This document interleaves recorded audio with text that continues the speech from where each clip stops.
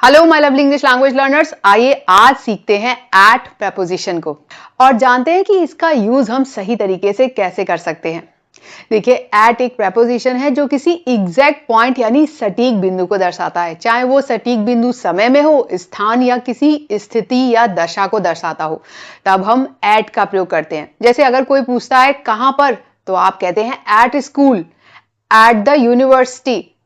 यानी किसी सटीक समय, स्थिति या स्थान को बताने के लिए हम एट का प्रयोग करते हैं, जिसमें क्या चीज महत्वपूर्ण हो जाती है, वो स्थान महत्वपूर्ण हो जाता है, वो समय महत्वपूर्ण हो जाता है, वो सटीक बिंदु महत्वपूर्ण हो जाता है किसी भी घटना के लिए या किसी भी चीज के लिए, तब हम एट का प्रयोग करते हैं। समझते हैं इसे सेंटेंसेस के एग्जाम्पल से और step by step at propositions का हम कहां यूज करते हैं उसको जानकर भी। चलिए शुरू करते हैं।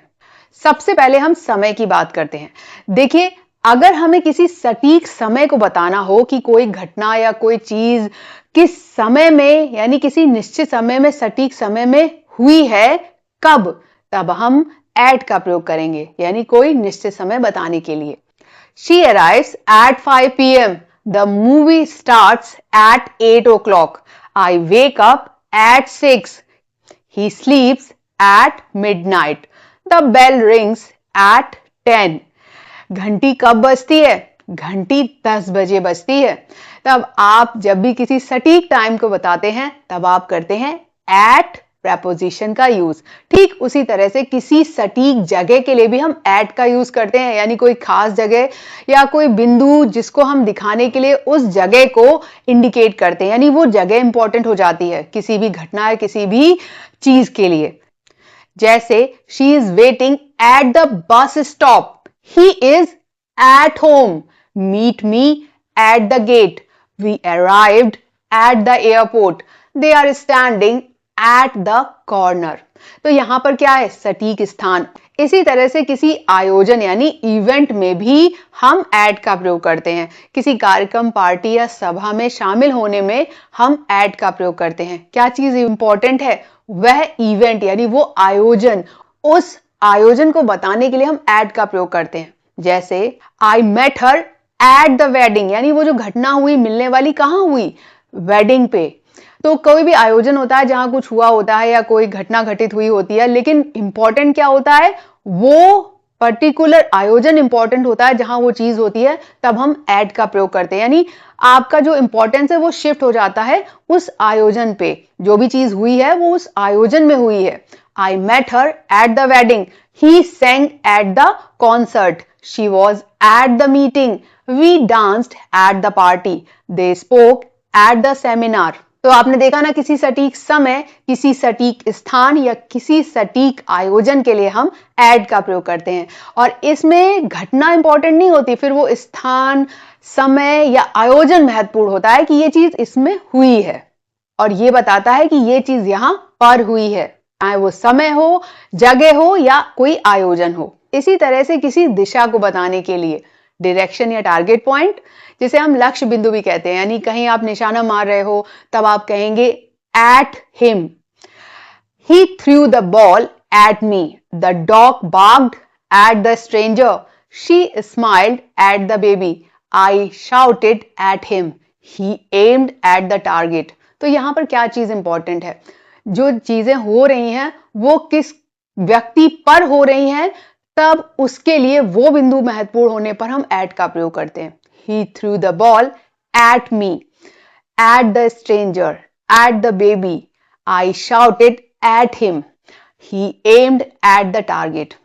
तो यहां पर किसी सटीक बिंदु को दर्शाने के लिए, जिसमें दिशा भी हो सकती है, व्यक्ति भी हो सकता है, तब हम एट का प्रयोग करते हैं।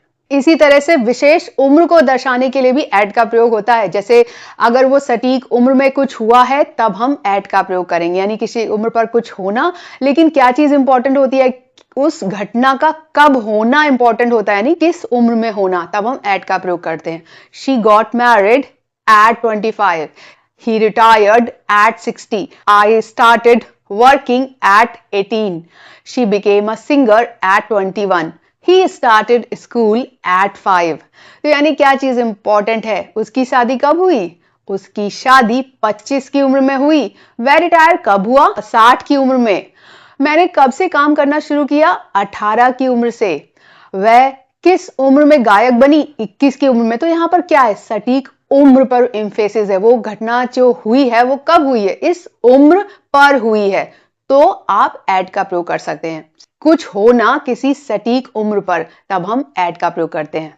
इसी तरह से स्पीड में भी, यानी किसी भी स्पीड के लिए हम एट का प्रयोग करते हैं, यानी किसी गति को दर्शाने के लिए, सटीक किसी स्पीड को दर्शाने के लिए। The car was running at 80 kilometre per hour. The fan is rotating at full speed. The train moves at high speed. He types at 70 words per minute. She reads at a good pace. तो आप समझ गए ना कि किसी भी रफ्तार को दर्शाने के लिए हम at का प्रयोग करते हैं। इसी तरह से जब आप टेम्परेचर लेते हैं बॉडी का, तब भी टेम्परेचर में भी हम at का प्रयोग करते हैं। यानी कोई भी चीज, जैसे पानी किस पर उबलता है? पानी 100 डिग्री सेल्सियस पर उबलता है। तो यहाँ पर वो तापमान महत्वपूर्ण है और उसके लिए हम एट का प्रयोग करेंगे। Water boils at 100 degree Celsius. Iron melts at high temperature. The freezer runs at -18 degree Celsius. He felt sick at 102 degree Fahrenheit. It freezes at 0। इसी तरह से किसी लेवल को दर्शाने के लिए भी हम एट का प्रयोग करते हैं, यानी कोई जो स्तर है, स्थिति है या रैंकिंग है, उसको बताने के लिए कि कौन कहां पर है, कोई ऊपर है कोई नीचे है। तो हिरार्की यानी ऊपर नीचे की जो व्यवस्था होती है, उसके लिए भी हम एट का प्रयोग करते हैं। He is at the top. She is at the high level. They are at risk. We are at peace. He is at a low point in life. तो आप जब किसी स्थिति में होते हो और वो स्थिति जो है महत्वपूर्ण होती है, यानी कोई घटनाक्रम जो उस स्थिति में होता है, या फिर आप किसी रैंकिंग में कहाँ होते हैं, उसके लिए भी हम एट का प्रयोग करते हैं। इसी तरह मूल्यों में भी एट का प्रयोग किया जाता है। जब भी कोई चीज हम मोल भाव करते हैं और कोई वस्तु कितने रुपए की होती है, उसको दर्शाने के लिए भी हम एट का प्रयोग करते हैं, यानी मूल्यों या रेट पर, यानी कोई वस्तु कितने रुपए में मिली। I bought it at 500 rupees. They sold the car at a discount. He got the phone at half price. The shares are selling at 100 rupees each. We booked the room at a low rate. तो आप किसी चीज के मूल्य को दर्शाने के लिए भी रुपए में एट का प्रयोग करते हैं। इसी तरह अटेंशन, यानी किसी की नजर या ध्यान जाने पर वो चीज सटीक हो जाती है, और उसमें भी हम एट का प्रयोग करते हैं। जैसे look at the board. She stairs at him. I am good at maths. Don't laugh at others. He excels at writing. तो जब भी किसी का ध्यान कहीं खिंचता है या कोई चीज किसी चीज में अच्छी होती है, यानी सटीक होती है, ध्यान देना या केंद्रित होना, तब हम एट का प्रयोग करते हैं।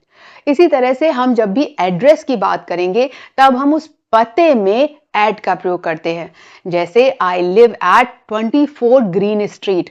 Send the parcel at this address. She is staying at the hostel. The office is at 5th Avenue. We arrived at the location. तो जब भी कोई एड्रेस बताएं जो स्पेसिफिक हो, बिल्कुल, जिसमें आप क्या बता रहे हैं? स्ट्रीट बता रहे हैं, पर्टिकुलर लोकेशन बता रहे हैं, जिसमें आप हाउस नंबर, स्ट्रीट के बारे में चर्चा कर रहे हैं, स्पेसिफिक एड्रेस है, तब आप यानी पता एट का प्रयोग करेंगे। ठीक उसी तरह से हॉलीडेज यानी छुट्टियों या त्योहारों में हम एट का प्रयोग करते हैं, यानी कोई चीज जो घटना हुई है या कोई चीज आप एक्सप्लेन कर रहे हैं कि वो उस हॉलीडे या त्योहार या छुट्टी के दिन हुई है, यानी त्योहार या किसी छुट्टी के अवसर पर, तब हम एट का प्रयोग करते हैं। जैसे we met at Diwali. He was born at Christmas. She visits us at Holi. We travel at New Year. उसी तरह से किसी क्रिया या प्रतिक्रिया में भी हम एट का प्रयोग करते हैं, यानी रिएक्शन, किसी बात पर भाव देना। जैसे she laughed at the joke. They got angry at the comment. He cried at the movie. I was surprised at the result. She blushed at the compliment. तो यानी जब भी हम किसी क्रिया या प्रतिक्रिया में किसी चीज पर कोई टिप्पणी की जाती है, तब हम उसके लिए एट का प्रयोग करते हैं। इसी तरह से किसी अराइवल पॉइंट, यानी जब कोई चीज कहीं पहुंचती है, किसी जगह पर हम पहुंचते हैं, तब हम उसके लिए भी एट का प्रयोग करते हैं। जैसे गाड़ी स्टेशन पर पहुंच गई। We arrived at the station. यानी हम कहां पहुंच गए? हम स्टेशन पर पहुंचे. We arrived at the station. The plane landed at Delhi. They reached at the venue. She checked in at the hotel. He arrived at the gate. तो आप यूज कर सकते हैं एट प्रपोजिशंस का इन सारी जगहों पर बड़ी आसानी से. बस आपको रखना है ध्यान सटीक बिंदु का. जब भी आप करते हैं किसी सटीक चीज की बात, तब आप लगा सकते हैं एट. तो है ना आसान, क्योंकि मैं आपके लिए लाती हूं नियमों को आसान बनाकर. Bye bye.